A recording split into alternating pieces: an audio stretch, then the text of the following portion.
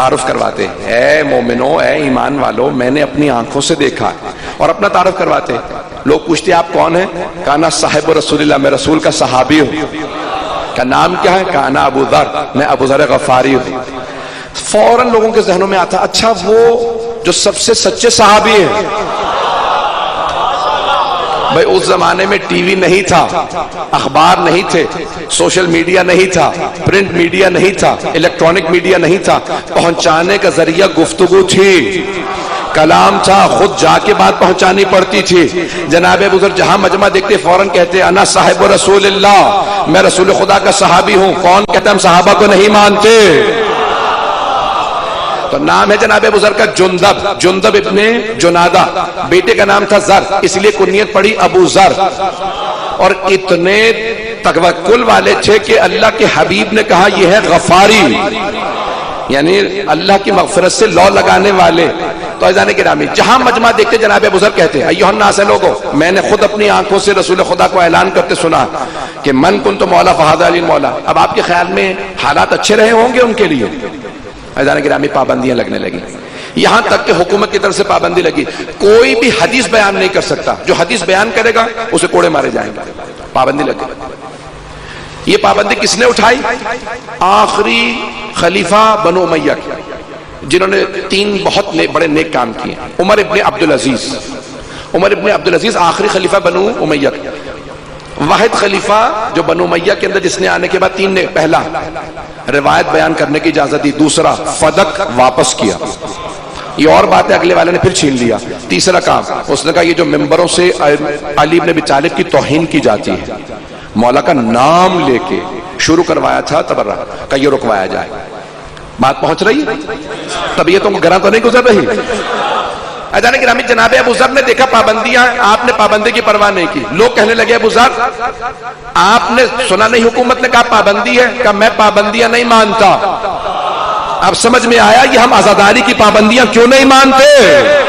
حق والے پابندیاں غلط ہو تو مقابلہ کرتے ہیں۔ عزیزان گرامی، جناب ابو ذر نے کہا میں حکومتوں کی پابندیاں نہیں مانتا، میں علی کے فضائل ایسے ہی پڑھتا رہوں گا، سناتا رہوں گا، احادیث سناتے، پابندیاں لگتی رہیں، یہاں تک کہ ایک ایسا دور آیا، تیسرا دور آیا کہ جہاں پہ انہیں ملک بدر کر دیا گیا اور شام بھیجا گیا۔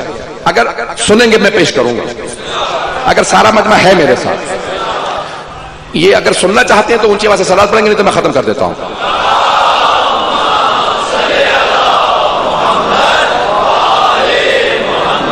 بس 10 سے 15 منٹ۔ جناب ابو ذر غفاری، پابندی لگا کے انہیں شام بھیجا گیا، دمشق شہر۔ شام میں آپ جانتے ہیں کون گورنر تھا؟ جیسے پہنچے جناب ابو ذر، دیکھا لوگ سڑکوں پہ سو رہے۔ جناب ابو ذر نے کہا مجھے تو بتایا تھا شام میں بہت پیسے، لوگ تو سب فقیر ہیں۔ تو کسی نے کہا نہیں، شام کے حاکم کے پاس پیسے ہیں، لوگ بڑے غریب ہیں۔ جناب ابو ذر نے اتنے میں دیکھا کہ سامنے سے کوئی آدمی بہت مہنگے لباس میں، گھوڑے کی لگام بھی سونے کی ہے، سوار مخمل کا لباس آتا دیکھا۔ جناب ابو ذر آگے بڑھے، گھوڑے کی لگام میں ہاتھ ڈالا اور روک لیا۔ بوڑھے تھے، جوان نہیں تھے، اگر چلتے رہے ہیں تو گورنر صاحب نے فوراً کہا من انتا، تمہیں نہیں معلوم میں کون ہوں، تو کون ہے؟ تو انہوں نے پلٹ کے جواب دیا انا ابو ذر، میں ابو ذر ہوں، صاحب رسول اللہ، رسول خدا کا صحابی۔ اب وہ اتنا تو سمجھتے تھے کہ صحابی رسول ہے، یہ خاموش نہیں بیٹھیں گے، فوراً گھوڑے سے اترے۔ آنے کے بعد کہنے لگا بھی میرے ساتھ گھر چلیے۔ کہا اگر سارے شام والوں کو دعوت دو تو میں بھی آ جاؤں گا، پتہ نہیں چلیں گے یا نہیں۔ کہ سارے شام والوں کو بلا تو میں بھی آ جاؤں؟ کہ نہیں، سارے شام والوں کو تو نہیں بلا سکتا۔ کہ پھر نہیں، مجھے تمہاری مہمانی قبول نہیں۔ گورنر صاحب اپنے گھر گئے، جناب ابو ذر ایک کہیں کسی کٹیا میں وہاں پہ اپنا وقت گزارنے لگے۔ فوراً حاکم نے کہا ایک اپنے غلام سے یہ 5000 اس زمانے میں اشرفیاں سونے کے سکے کہ ابو ذر کو دے دے۔ غلام سے کہا تو پیسے دے دے، تجھے آزادی مل جائے گی۔ ہر غلام آزادی چاہتا تھا، وہ پیسے لے کے جناب ابو ذر کے پاس آیا خریدنے کے لیے۔ کہا ابو ذر یہ آپ کے لیے ہدیہ آیا ہے حاکم کی طرف سے۔ جناب ابو ذر نے کہا سارے شام والوں کو اتنے پیسے مل گئے ہیں؟ آپ گھبرا کے نہ سنیے گا، علی کے ماننے والے ٹوٹ تو جاتے ہیں، بکتے نہیں ہیں۔ تو ایک مرتبہ کہا سارے شام والوں کو اتنے پیسے مل گئے؟ کہا نہیں، آپ کے لیے خاص تحفہ۔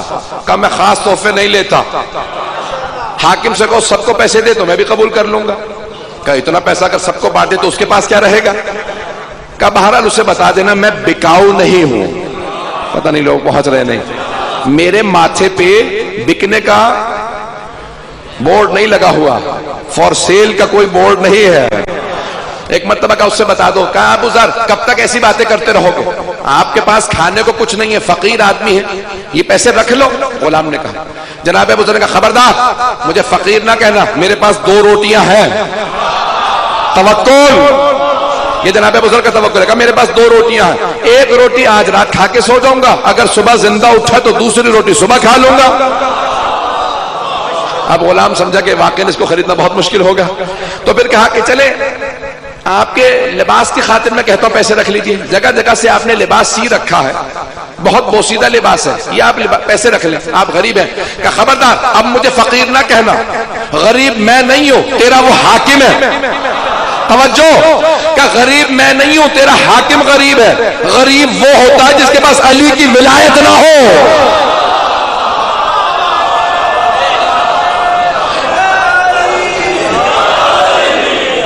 غریب وہ ہوتا ہے جس کے پاس علی کی ولایت نہ ہو۔ میں بہت امیر ہوں، ہم حضرت امیر کے ماننے والے ہیں۔ تو ایک مرتبہ اب وہ غلام سمجھ گیا کہ کچھ نہیں ہو سکتا، اس نے فوراً ایک جملہ کہا میری آزادی کی خاطر یہ پیسے رکھ لے، میں آزاد ہو جاؤں گا۔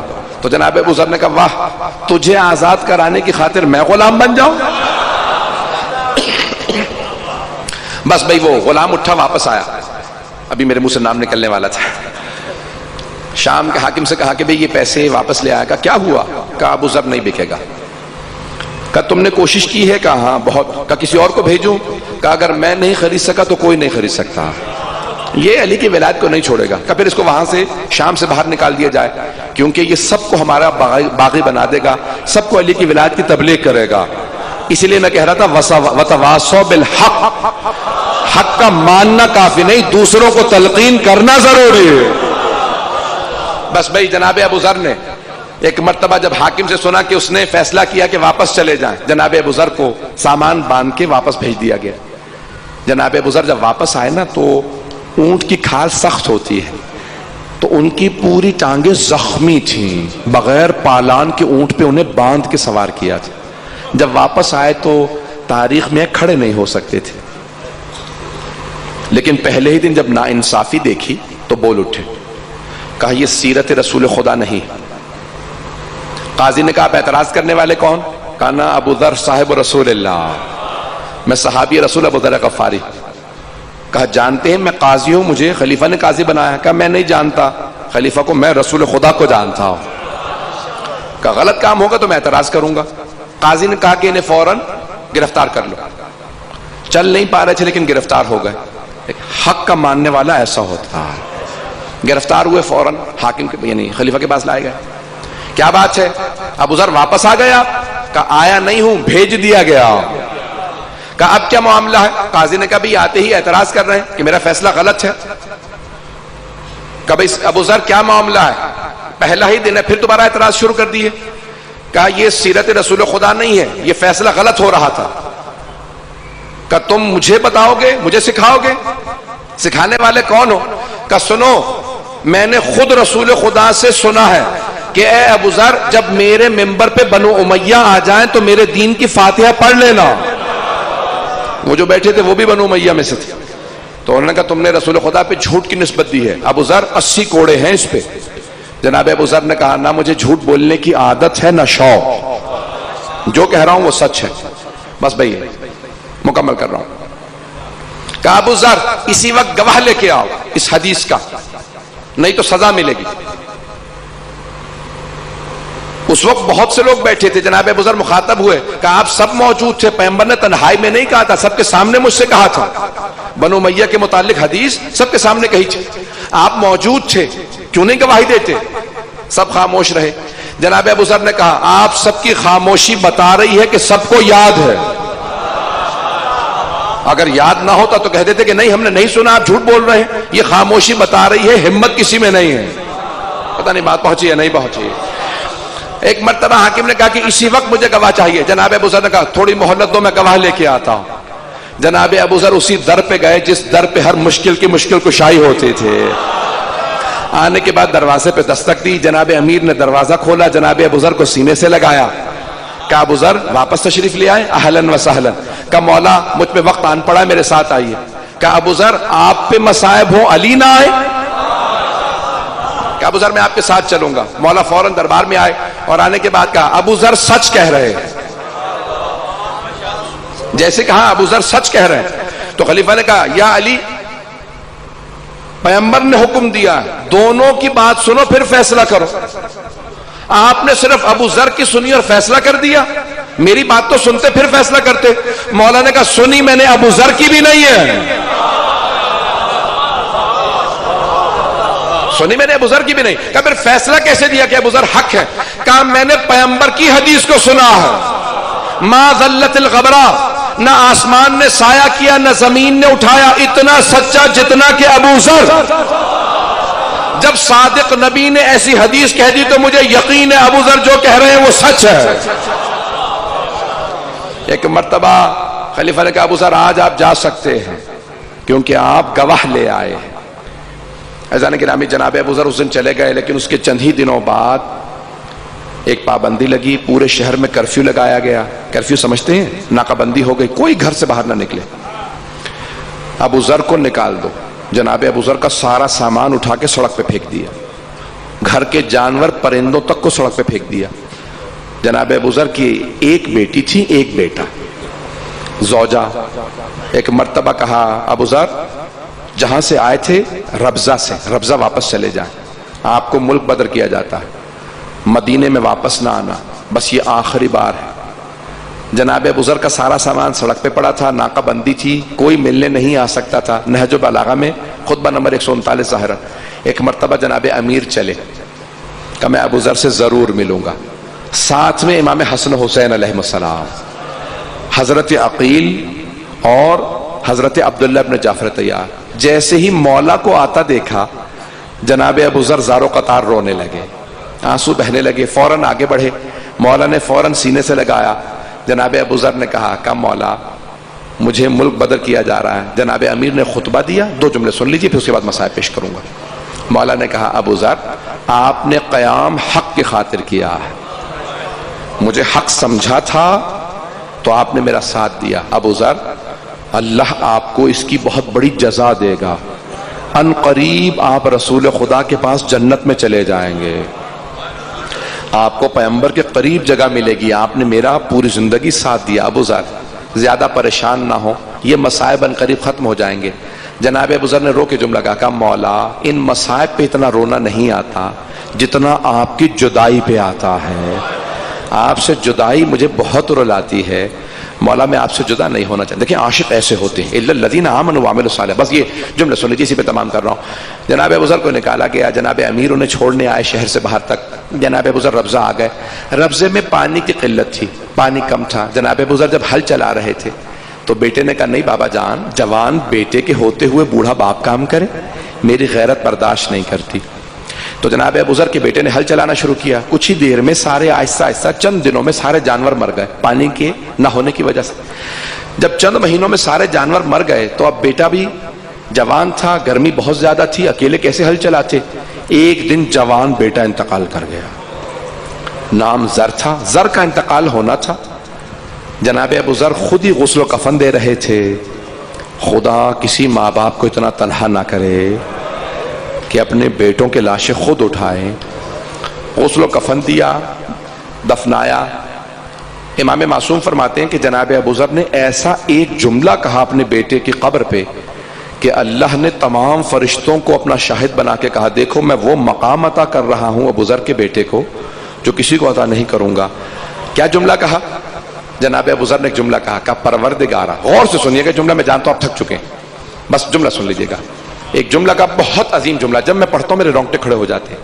جناب ابو ذر نے کہا پروردگارا میرے اس بیٹے نے کچھ تیرے حقوق ادا کرنے تھے، کچھ میرے حقوق ادا کرنے تھے. پروردگارا میں خود گواہی دے رہا ہوں میرے بیٹے نے میرے حقوق ادا کرنے میں کوتاہیاں کی ہیں. کمزوری رہی تو مجھے پورا یقین ہے تیرے حق ادا کرنے میں بھی کوتاہیاں کی ہوں گی، لیکن پروردگارا میں مخلوق ہوں، میں نے اپنے سارے حق بیٹے کو معاف کر دیے، تو خالق ہے، تو بھی معاف کر دے۔ بہت بڑا جملہ ہے۔ امام معصوم فرماتے ہیں اتنا بڑا جملہ جناب ابو ذر نے کہا، اللہ نے سارے فرشتوں کو گواہ بنایا، کہا میں نے تو ویسے بھی معاف کر دیا تھا، لیکن وہ مقام دوں گا کہ ایک باپ بیٹے سے متعلق کہہ رہا ہے پروردگارا میں نے حق معاف کر دیے، میں بندہ ہوں، میں مخلوق ہوں، تو بھی اپنے حق معاف کر دے۔ کہا میں نے سارے حق معاف کر دیے۔ عزیزان گرامی، بیٹے کا غم برداشت کرنے کے لیے کسی زینب کبریٰ کا کلیجہ چاہیے۔ جناب ابو ذر کی زوجہ مسلسل بیٹے کی قبر پہ بیٹھی روتی رہتی تھی۔ جانتے کیا کہتی تھی؟ ذر بیٹا جانے کے دن ہمارے تھے، چلے آپ گئے، بیٹا ہمارا آپ کے بغیر گزارا نہیں ہے، میں آپ کے بغیر جی نہیں سکتی۔ روایت میں ہے کہ جناب ابو ذر کی جو زوجہ تھیں وہ چند ہفتے یا چند دن زندہ رہیں، اس کے بعد انتقال کر گئیں کیونکہ بیٹے کا غم برداشت نہیں کر سکیں۔ جب زوجہ کا انتقال ہوا جناب ابو ذر نے زوجہ کو بھی دفنایا۔ بیٹی چھوٹی تھی، بیٹی نے کہا بابا آپ بھی بیمار ہو گئے، یہ کیا حالت بنا رکھی ہے، بابا آپ کے بعد میرا کیا ہوگا؟ جناب ابو ذر نے کہا بیٹی کسی بھی طرح مدینے چلی جانا، وہاں سب کے وارث علی موجود ہیں، کوئی بھی لاوارث اگر علی کے پاس چلا جائے تو مولا اسے لاوارث نہیں رہنے دیتے، بس بیٹی بتا دینا میں ابو ذر کی بیٹی ہوں، کوئی بھی رونے میں بخل نہ کرے، میرے ساتھ چلتے رہیے گا۔ جناب ابو ذر کی بیٹی نے کہا بابا جان میں تنہا نہیں جا پاؤں گی، اگر آپ مجھے پہنچا دیں۔ جناب ابو ذر نے بیٹی کی انگلی پکڑی اور چلنے لگے۔ کچھ ہی دور گئے تھے کہ ایک مرتبہ گر گئے۔ خدا کسی بیٹی کو باپ گرتا نہ دکھائے، نہ ذوالجناح سے گرتا دکھائے۔ اجرکم اللہ۔ بس بھی جیسے جناب ابو ذر گرے تو دیکھا پتلیاں چڑھ رہی ہیں، جناب ابو ذر میں دم نہیں۔ بیٹی نے کہا بابا تھوڑی اور ہمت کیجئے۔ کہا بیٹی میرے ٹانگوں میں دم نہیں ہے، میں چل نہیں سکتا۔ کہا بابا جان میں بچی ہوں، میں آپ کو غسل و کفن نہیں دے سکوں گی۔ کہا بیٹی پریشان ہونے کی بات نہیں ہے، مجھ سے سچے نبی نے وعدہ کیا تھا ابو ذر آپ کو کوفے کے بہترین مومنین غسل و کفن دیں گے۔ بیٹی بس ایک بات کا خیال کیجئے گا، جب میں مر جاؤں تو جہاں سے قافلے گزرتے ہیں نا آپ اس راستے میں جا کے بیٹھ جائیے گا، جب قافلہ آتے دیکھیں تو کہیے گا قافلے والوں رک جاؤ، یہاں قریب میں صحابی رسول کا جنازہ پڑا ہے، کسی نے غسل و کفن نہیں دیا، کسی نے ابو ذر کو کفن نہیں دیا، دفنایا نہیں ہے، بس بیٹی اتنا کہہ دینا۔ اتنے میں جناب ابو ذر کی روح پرواز کر گئی۔ جنازوں کی زینت بیٹیاں ہوا کرتی ہیں، بیٹیاں بیان کرتی ہیں نا۔ جناب ابو ذر کی بیٹی رونے لگی، بلند آواز سے رو رہی تھی، رو رو کے کہتی تھی پروردگارا میں یتیم ہو گئی۔ بس ایک مرتبہ جناب ابو ذر کی بیٹی رو رہی تھی، اگر دیکھ سکے تو میری طرف دیکھیے گا، جناب ابو ذر کی بیٹی کے پاس ایک رومال تھا بڑا، انہوں نے فوراً رومال کھولا بابا کے چہرے پہ ڈال دیا۔ جانتے ہیں کیوں؟ کہیں دھوپ نہ پڑتی رہے۔ چہرے پہ رومال رکھا، آنسوؤں کو صاف کیا، روتی ہوئی اٹھے، کہا بابا میں ابھی کسی کو بلا کے لاتی ہوں، آپ کے لاشے کو چھوڑ کے جا رہی ہوں لیکن ابھی کسی کو لاتی ہوں، کوئی غسل و کفن دے دے۔ بس میں جناب ابو ذر کی بیٹی گئی، جہاں سے قافلے گزرتے تھے نا وہاں راستے میں بیٹھ گئے۔ اتنے میں جناب ابو ذر کی بیٹی نے دیکھا دور سے قافلہ آ رہا، فوراً کھڑی ہو گئی، کہا قافلے والوں رک جاؤ، یہاں قریب میں جنازہ پڑا ہے صحابی رسول ابو ذر غفاری کا۔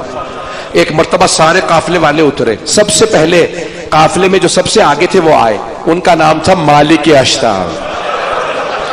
انہوں نے ایک مرتبہ کہا کیا بات ہے بیٹی کس کا جنازہ پڑا؟ بچی رونے لگی بچی نے رو کے کہا میرے بابا کا جنازہ پڑا ہے۔ کہا نام کیا تھا بابا کا آپ کے؟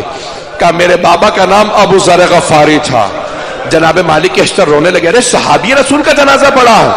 کہا کسی نے غسل و کفن نہیں دیا۔ جناب مالک اشتر رونے لگے، سب چلے ساتھ میں۔ جانتے ہیں اور کون کون تھا؟ جناب عبداللہ ابن مسعود تھے، بڑے بڑے جلیل القدر صحابہ تھے، اصحاب تھے، سب آئے، سب میں لڑائی ہونے لگی۔ کوئی کہتا تھا مجھے غسل دینے دو، دوسرا کہتا نہیں میں غسل دوں گا، کوئی کہتا میں کفن دوں گا۔ آخر میں فیصلہ ہوا چند افراد غسل دے دیں، چند کفن دے دیں۔ پھر ایک مرتبہ کا کفن کا کپڑا کس سے لیا جائے گا؟ جناب مالک نے کہا کفن کا کپڑا میں دوں گا۔ سب نے کہا ہم سے تھوڑا تھوڑا ہدیہ لے لو تاکہ ہم ابو ذر کے غسل و کفن میں شریک ہو جائیں۔ پتہ نہیں میں پہنچا پا رہا ہوں یا نہیں پہنچا پا رہا۔ بڑی تعظیم سے سب نے جناب ابو ذر کو غسل و کفن دیا، جنازہ پڑھایا جناب مالک اشتر نے، سب نے بڑی تعظیم سے دفنا دیا۔ اب میں ہاتھ جوڑ کے آپ سے کہوں گا سید ہو، ذرا کچھ دیر کے لیے میرے ساتھ کربلا چلے۔ وہاں ایک اور بی بی بیٹھی ہے، وہ رو رو کے کہہ رہی ہے صحابی رسول نواسہ رسول کو بغیر کفن کے دفنایا گیا۔ اجرکم اللہ، اجرکم اللہ۔ میں تھوڑے مصائب ابھی پڑھوں گا۔ میں ایک مرتبہ آپ سے کہوں گا میرے ساتھ چلیے۔ جب مولا حسین کربلا آئے تھے نا تو جناب عباس سے کہا عباس یہ جن کی زمین ہے ذرا انہیں بلاؤ۔ ایک مرتبہ بنی اسد آئے، کہا مولا فرمائیے کیا حکم ہے؟ کہ زمین کی قیمت کیا ہے؟ کہ مجھے تمہارا ہبہ نہیں چاہیے، بتاؤ قیمت کیا ہے؟ کہ 20,000 درہم۔ مولا نے کہا عباس انہیں 60,000 دے دو، 3 گنا قیمت ادا کی۔ کہا یہ پیسے بھی رکھ لو، زمین بھی میں نے تمہیں ہبہ کی۔ کہا مولا جب آپ نے 3 گنا قیمت دے دی تو زمین واپس کیوں کر رہے ہیں؟ مولا نے ایک مرتبہ کہا بس ہمارے 3 کام کر دینا۔ پہلا کام ہمارے لاشیں دفنا دینا۔ اگر کوئی کافر بھی مسلمانوں کے پاس مر جائے اسے دفنانا واجب ہے، آپ تو نواسہ رسول ہیں۔ مولا نے کہا ہاں لیکن پھر بھی ہمارے لاشیں پڑے رہیں گے۔ کا پہلی وصیت یہ زمین تمہاری، ہمارے لاشیں دفنا دینا۔ مولا دوسری وصیت کا دیکھو اگر میرا کوئی زائر زیارت کے لیے آئے اور قبر کا نشان پوچھے تو بتا ضرور دینا میری قبر کا نشان کہاں ہے۔ اس وقت ابھی زری نہیں لگی تھی نا، اس لیے قبروں کے نشان بتا دینا۔ مولا تیسری وصیت کیا ہے؟ اب مولا نے ایک جملہ کہا، میں جب بھی یہ جملہ پڑھتا ہوں میں اپنے آپ میں نہیں رہتا۔ جانتے ہیں کیا کہا زہرا کے لال نے؟ کہا اگر میرا کوئی زائر غریب ہو اسے 3 دن تک کھانا ضرور کھلانا، کسی میرے زائر کو بھوکا نہ جانے دینا۔ کیا وصیت کی؟ 3 دن تک کھانا ضرور کھلانا۔ مولا آپ 3 دن کے بھوکے گئے تھے، اجرکم اللہ، اجرکم اللہ۔ بس میں سانس لے لے میں بھی پڑھوں گا۔ پھر مولا نے کہا ہے بنی اسد کے مردو آپ لوگ اپنے گھر چلے جائیں، ذرا اپنی خواتین کو بھیج دیں، لیکن خواتین سے کہنا برقعے میں آئیں، پردہ کر کے آئیں۔ اتنا کہہ دینا فاطمہ کے بیٹے نے بلایا۔ ساری خواتین برقعوں میں تیار، ارے فاطمہ کے بیٹے نے بلایا۔ سب خواتین آئیں، آ کے زمین پہ بیٹھ گئیں۔ کہا مولا آپ نے بلایا ہے؟ مولا نے کہا ہے بنی اسد کی خواتین ہے، مستورات ہے میری بیٹیوں، بس ایک وصیت ہے، اگر تمہارے مرد کسی وجہ سے ہمیں نہ دفنائے تم پانی بھرنے کے بہانے سے آنا، ایک ایک مٹھی خاک ہمارے لاشوں پہ ڈال دینا، کہیں علی اکبر کا لاشا دھوپ میں نہ پڑا رہ جائے۔ خواتین رونے لگیں، کہا نہیں مولا ایسا نہیں ہوگا۔ کہا نہیں ہمارے لاشیں پڑے رہیں گے۔ پھر مولا نے کہا خواتین سے کہا گھر چلی جاؤ، اپنے بچوں سے کہو سکینہ کے بابا نے بلایا۔ سارے بچے آئے۔ جب بچے آئے تو ایک مرتبہ مولا نے کہا بچوں اگر تمہارے ماں باپ ہمیں نہ دفنائیں تو تم کھیلنے کے بہانے سے آنا، ایک ایک مٹھی خاک ڈال کے چلے جانا۔ اتنی وصیتیں کی میرے مولا نے، لیکن جانتے ہیں کیا ہوا؟ 3 دن تک لاشا دھوپ میں پڑا رہا، کوئی دفنانے والا نہیں تھا۔ جب 13 محرم کو بنی اسد کی خواتین پانی بھرنے گھروں سے باہر گئیں تو جملہ ملتا ہے تو نے اشتہار دی کہا کہ ایک مرتبہ کسی بی بی کے رونے کی آواز آ رہی تھی، وہ بی بی رو رو کے کہہ رہی تھی ہائے میں نے چکیاں پیس کے پالا تھا، میرے لال تجھے کسی نے نہیں دفنایا۔ وہ ساری خواتین پانی نہیں لینے گئیں، گھر واپس آئے۔ کہا بنی اسد کے مردوں روز قیامت رسول خدا کو کیا منہ دکھاؤ گے؟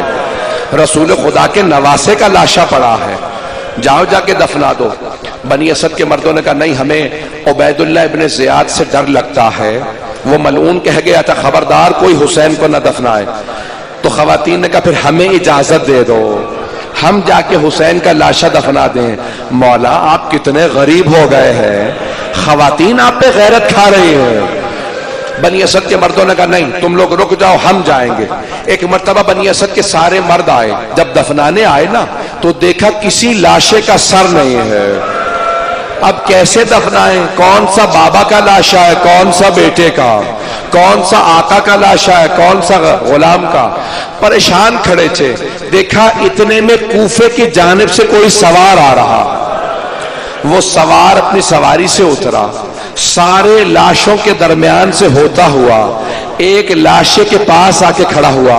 کچھ دیر تک وہ سوار روتا رہا، پھر ایک مرتبہ اس نے اپنے آپ کو لاشے پہ گرا دیا، سینے کو سینے سے ملایا، رو کے کہا بابا آپ کے بعد میری پھپھیوں کی چادریں چھینے گئی، بابا میری چھوٹی سی بہن کو بڑے تماچے لگے، بابا میرے گلے میں توق پہنایا گیا، بابا میرے پاؤں میں بیڑیاں پہنائی گئی، بابا میرے ہاتھوں میں زنجیریں باندھی گئی۔ آخری جملے سن لیجئے، 2 سے 4 منٹ کی زحمت دوں گا بس بھائی۔ میرے مولا نے ایک مرتبہ بتایا بنی اسد کے مردوں میں تمہیں لاشوں کے نام بتاتا جاتا ہوں، تم دفناتے جاؤ۔ مولا سجاد نے کہا وہ جو سامنے لاشا پڑا ہے وہ حبیب کا ہے۔ بنی اسد نے کہا قیدی حبیب ابن مظاہر ہمارے قبیلے کے سرداروں میں سے تھے، اگر آپ اجازت دیں ہم حبیب کو الگ دفنا سکتے ہیں؟ مولا نے کہا اجازت ہے۔ ایک مرتبہ انہوں نے الگ سے جناب حبیب کی قبر بنائی، مولا ایک ایک لاشا بتاتے گئے، وہ دفناتے گئے۔ اب سب میری طرف دیکھیے گا، آخری جملے پیش کر رہا ہوں۔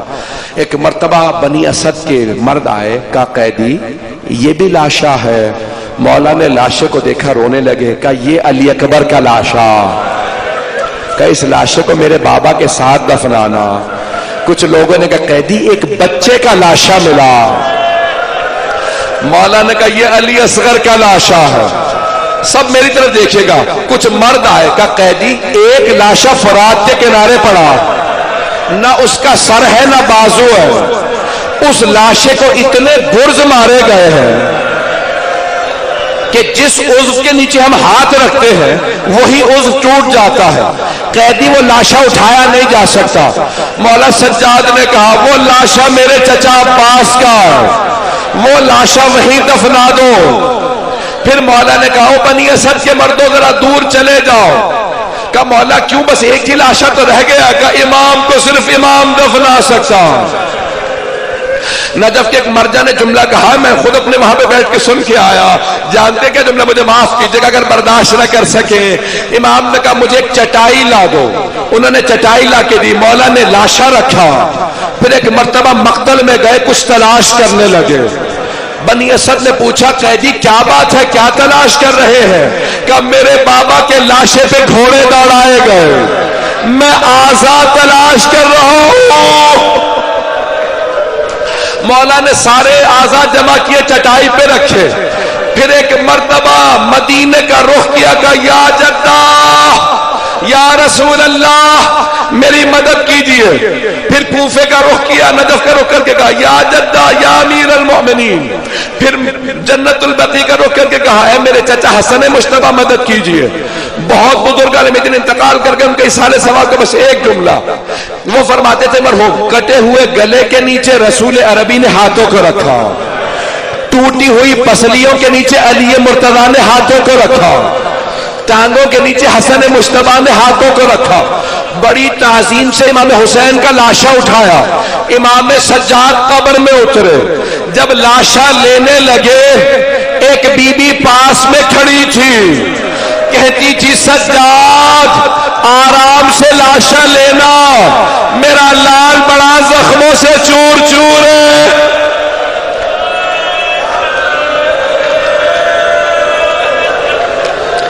الا لعنت اللہ علی القوم الظالمین۔